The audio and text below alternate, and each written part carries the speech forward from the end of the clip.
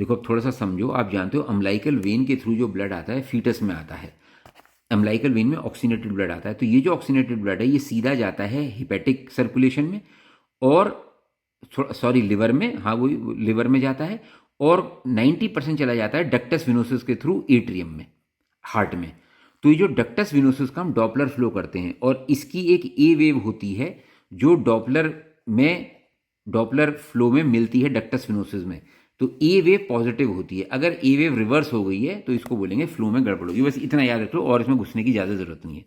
अच्छा जी, एक बच्चा जो है हाइड्रॉप्स के फीचर शो करेगा, यानी कि एक बहुत बड़ा हो गया तो हाइड्रॉप्स के फीचर शो करेगा, और एक या दोनों बच्चे मर जाएं तो इसलिए बोलेंगे stage 5।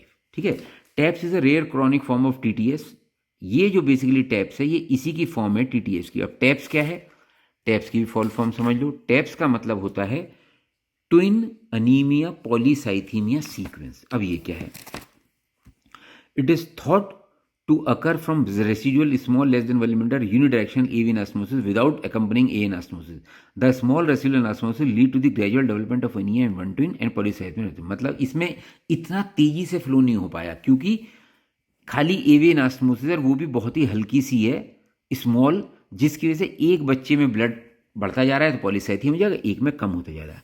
As the vessels are small this allows haemodynamic compensation which is thought to be why the characteristic oligohydramnios polyhydramnios pattern does not occur. क्योंकि बच्चे को टाइम मिल गया हीमोडायनेमिक एडजस्टमेंट का तो पेशेंट को ऐसा पॉलियर हाइड्रो का फीचर नहीं मिलता जैसे कि टीटीएस में मिल रहा था।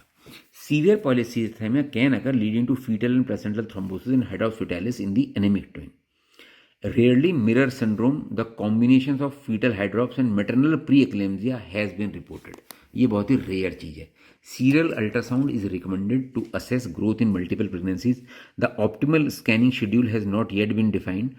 Generally, in monochorionic pregnancy, the aim of the ultrasound assessment is to detect early signs of TTS, enabling early intervention and optimizing outcomes। As a result, generally, monochorionic pregnancies will be assessed using ultrasound fortnight from 16-week gestation to at least 24। मतलब हर 15 दिन में आपको करना ही करना है। Although the risk of TTS reduces after this gestation, it is still possible। तो सबसे ज़्यादा जो चांसेस TTS के होते हैं वो बिटवीन 16 to 24 वीक्स ही होते हैं। However, the occurrence of discordant growth is more likely as pregnancy progress। As a result, continued surveillance with growth remains essential।